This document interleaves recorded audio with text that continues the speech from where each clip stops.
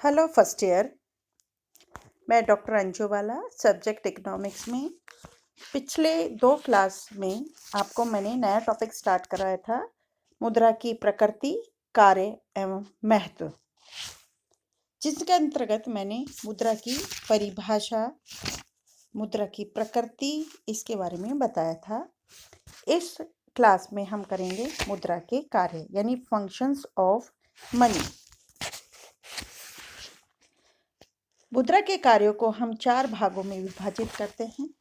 पहला प्राथमिक कार्य यानी प्राइमरी फंक्शन, दूसरा सेकेंडरी फंक्शन गौण या सहायक कार्य, तीसरा आकस्मिक कार्य यानी कॉन्टिजेंट फंक्शन, और फोर्थ है अन्य कार्य, जिसमें सबसे पहले हम लेते हैं प्राथमिक कार्य, प्राइमरी फंक्शन। प्राथमिक कार्य यानी प्रमुख कार्य या अनिवार्य कार्य होते हैं। जब से पहला है विनिमय का माध्यम, मीडियम ऑफ एक्सचेंज। मुद्रा में सामान्य स्वीकृति का गुण होने के कारण सभी विनिमय माध्यम का कार्य मुद्रा के द्वारा किया जाता है। मुद्रा का जन्म वस्तु विनिमय की असुविधा को समाप्त करने के उद्देश्य से हुआ। वस्तु विनिमय में सामान्य विनिमय माध्यम का अभाव होने से मनुष्य को आवश्यक वस्तुओं के उपभोग से वंचित रहना पड़ता था। मुद्रा के आविष्कार ने विनिमय को सरल बनाया। विनिमय यानी लेन देन। मुद्रा के द्वारा ही वस्तु खरीदी जाती है, मुद्रा के द्वारा ही वस्तु बेची जाती है। दूसरा प्राथमिक कार्य है मुद्रा का मापक।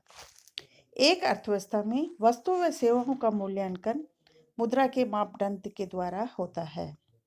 वस्तु विनिमय प्रणाली में एक महत्वपूर्ण यह कमी थी कि एक वस्तु की दी हुई मात्रा के बदले दूसरी वस्तु की कितनी मात्रा प्राप्त होनी चाहिए, इसको मापने में कठिनाई होती थी। वर्तमान में विनिमय से पहले वस्तु व सेवाओं का मूल्य मुद्रा इकाई में व्यक्त किया जाता है। मुद्रा की सहायता से मूल्यों की तुलना सुविधाजनक रूप से की जा सकती है। अब दूसरा है गौण या सहायक कार्य। कुछ सहायक कार्य भी होते हैं जिनका अर्थव्यवस्था के विकास में साथ साथ महत्व बढ़ता जा रहा है। पहला है स्थगित भुगतान का आधार। ऐसे भुगतान जिन्हें तत्काल न करके भविष्य के लिए स्थगित किया जाता है, उनका आधार मुद्रा ही होती है। वर्तमान में संपूर्ण ढांचा साख पर आधारित होता है। मुद्रा में सामान्य स्वीकृति तथा धन संचय का गुण विद्यमान रहने से भविष्य के लिए भुगतान व्यवस्था को सुचारू रूप से चलने देने में मुद्रा का महत्वपूर्ण योगदान रहा है। दूसरा है मूल्य संचय का साधन। प्राचीन काल में मनुष्य उतना ही उत्पादन करता था जितना वो उपभोग करता था, क्योंकि वह उससे अधिक उत्पादन करने की प्रेरणा प्राप्त नहीं थी। अर्थात विनिमय में संचय सुविधा नहीं थी। मुद्रा की इस कठिनाई को हल करने कर बचत व पूंजी निर्माण को बढ़ावा दिया है। तीसरा है क्रय शक्ति का हस्तांतरण। मुद्रा द्वारा क्रय शक्ति को एक मनुष्य से दूसरे मनुष्य, एक स्थान से दूसरे स्थान पर हस्तांतरित किया जा सकता है। वहनीयता के गुण के कारण मुद्रा के रूप में क्रय शक्ति का हस्तांतरण सुविधाजनक किया जा सकता है। साख मुद्रा ने तो मूल्य के अंतरण को और भी सरल बना दिया है।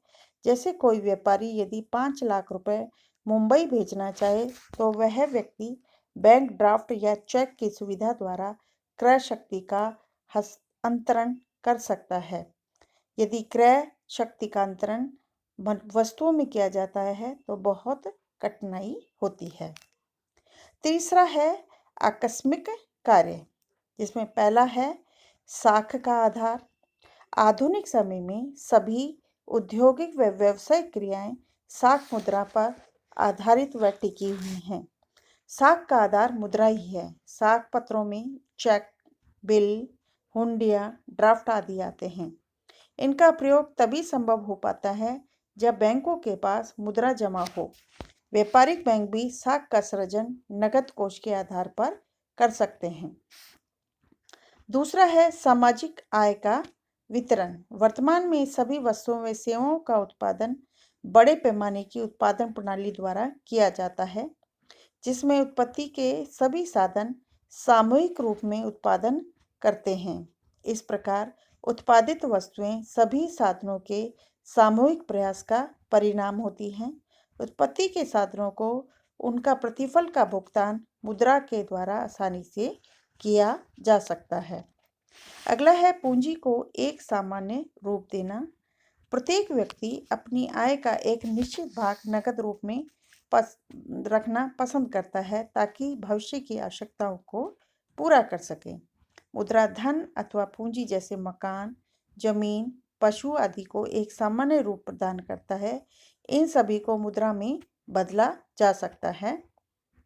अगला है उपभोक्ता व उत्पादकों द्वारा साधनों का सर्वोत्तम उपयोग। मुद्रा के द्वारा उपभोक्ता अपनी सीमित आय से किस प्रकार व्यय करे उससे, ताकि प्रत्येक मद में प्राप्त सीमांत उपयोगिता का अनुपात उसकी कीमतों के प्रत्येक अनुपात के बराबर हो जाए। जैसा कि इसमें बताया गया है, MUX यानी X की सीमांत उपयोगिता अपॉन PX, X वस्तु की कीमत बराबर होनी चाहिए Y वस्तु की सीमांत उपयोगिता Y वस्तु की कीमतों के अनुपात के बराबर। यहाँ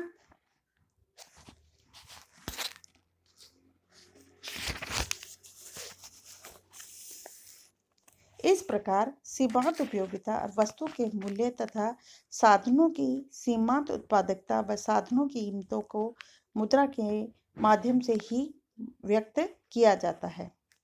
अन्य कार्य, जिसमें पहला है निर्णय हक, यानी ग्राहम के अनुसार मुद्रा मनुष्य को समाज में ऐसी क्षमता प्रदान करती है जिसके द्वारा वह भविष्य में बदलती हुई परिस्थितियों के अनुसार संचित क्रय शक्ति का उपयोग कर सकता है।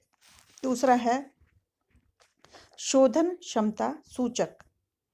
RP केंट के अनुसार मुद्रा समाज में व्यक्तियों को ऋण भुगतान की शक्ति प्रदान करती है।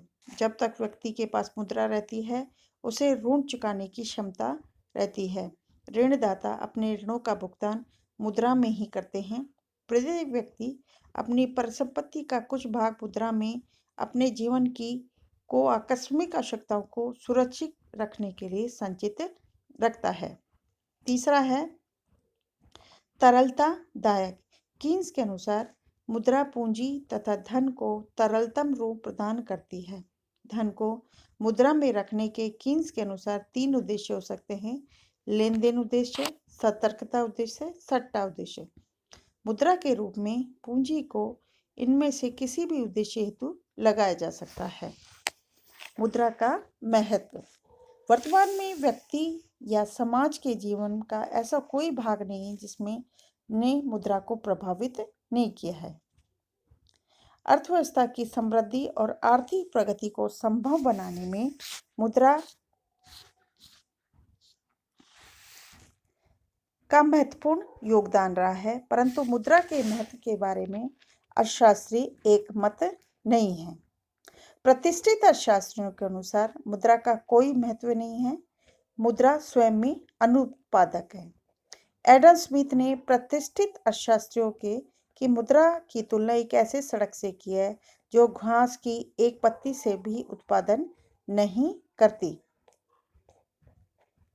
इसी प्रकार मिल ने भी कहा है, किसी भी अर्थव्यवस्था में मुद्रा से अधिक महत्वहीन और कोई भी वस्तु नहीं हो सकती।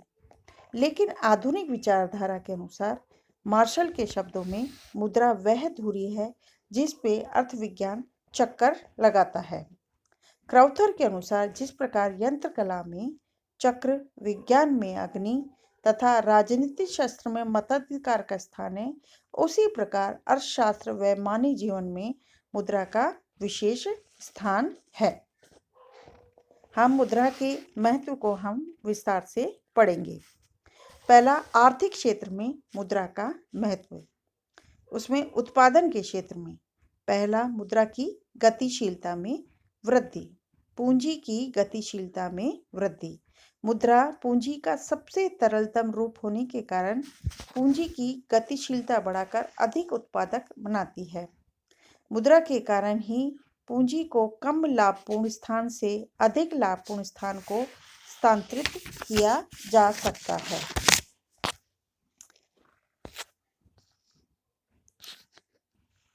दूसरा है बचत तथा विनियोग मुद्रा द्वारा ही संभव है। व्यक्ति अपनी आमदनी में से बचत कर उसे विनियोजित करते हैं, इसी से पूंजी निर्माण में वृद्धि होती है। यह मुद्रा के कारण ही संभव है।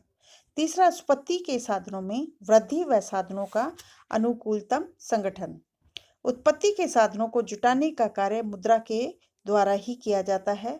मुद्रा के द्वारा ही ऐसे साधनों को उत्पादन में लगाया जाता है जिसकी लागत न्यूनतम हो और उत्पादन अधिक हो और लाभ जिससे अधिक से अधिक हो सके। फोर्थ है श्रम विभाजन तथा विशिष्टीकरण।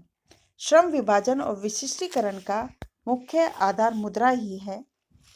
आधुनिक जीवन जो विशिष्टीकरण पर आधारित है, मुद्रा के अभाव में संभव नहीं होगा।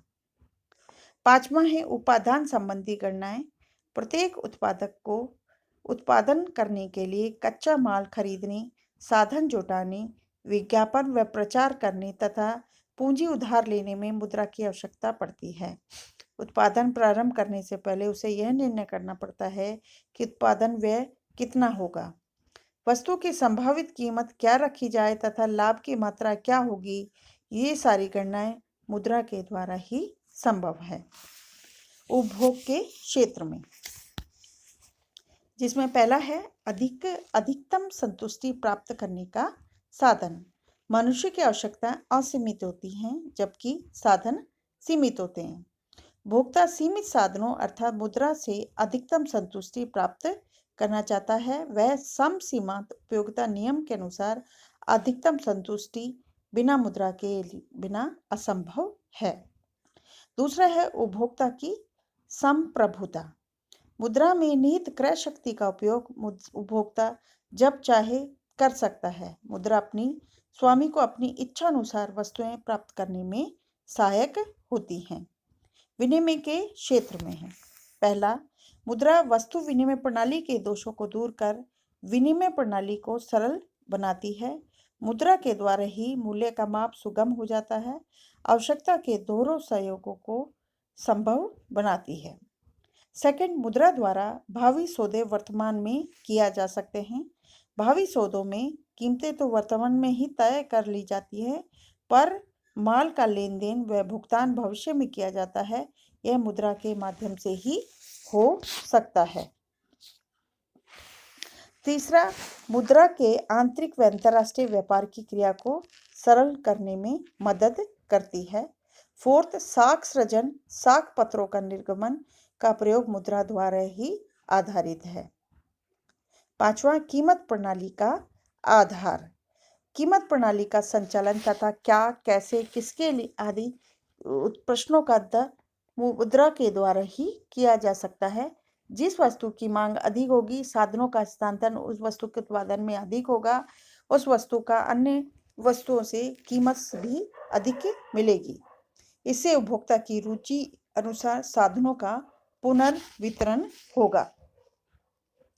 वितरण के क्षेत्र में, उत्पत्ति के वितरण विभिन्न साधनों का पुरस्कार मुद्रा में ही निश्चित किए जाते हैं। भूमिपति को लगान, पूंजीपति को ब्याज, श्रमिक को मजदूरी तथा साहसी को लाभ मुद्रा के द्वारा ही प्रदान किया जाता है। राजस्व के क्षेत्र में, राजस्व में सरकारी आय, व्यय, ऋण आदि का अध्ययन किया जाता है। सरकार मुद्रा की सहायता से ही इस बात का अनुमान लगा सकती है कि किस कर को किस क्षेत्र में लगाने से कितनी आय प्राप्त होगी तथा विभिन्न मदों पर कितना कितना व्यय किया जाए ताकि अधिकतम लोगों को अधिकतम कल्याण हो सके। आर्थिक प्रगति का मापदंड। वर्तमान भौतिक प्रगति औद्योगिकरण द्वारा संभव हुई है और औद्योगिकरण बिना पूंजी निर्माण के संभव नहीं हो सकता। पूंजी संचय केवल मुद्रा के द्वारा ही किया जा सकता है। दूसरा, सामाजिक क्षेत्र में मुद्रा का महत्व। मुद्रा ने व्यक्तियों को सामाजिक स्वतंत्रता प्रदान की है। वस्तु विनिमय से श्रमिक वस्तुओं के बदले कार्य करता है। जहाँ उसकी स्थिति पहले एक गुलाम जैसी थी, मुद्रा के प्रयोग ने उसे स्वतंत्रता व प्रतिस्पर्धा स्थापित कर दासता से मुक्ति दिलवाई है। सामाजिक अलगाव भी मुद्रा के प्रयोग से कम हुआ है। सामाजिक कल्याण का मापक भी मुद्रा ही है। अमुक व्यक्ति को किस वस्तु के उपभोग से कितनी उपयोगिता प्राप्त होगी, यह मुद्रा के द्वारा ही मापा जा सकता है। राजनीति क्षेत्र में मुद्रा का महत्व। मुद्रा के प्रयोग से लोगों में राजनीतिक चेतना बढ़ी है, क्योंकि लोग मुद्रा का उपयोग भुगतान करते हैं करों का और राजनीतिक व्यवस्था में अधिक रुचि लेते हैं। प्रत्येक दल राजनीतिक सत्ता प्राप्त करना चाहता है और चुनाव के समय चंदा मुद्रा के रूप में ही प्राप्त करता है। आधुनिक युग में सरकारों के गठन में भी बहुत सीमा तक मुद्रा का हाथ रहता है। सरकार की सफलता असफलता का मापदंड भी मौद्रिक रूप में किया जा सकता है। Thank you very much.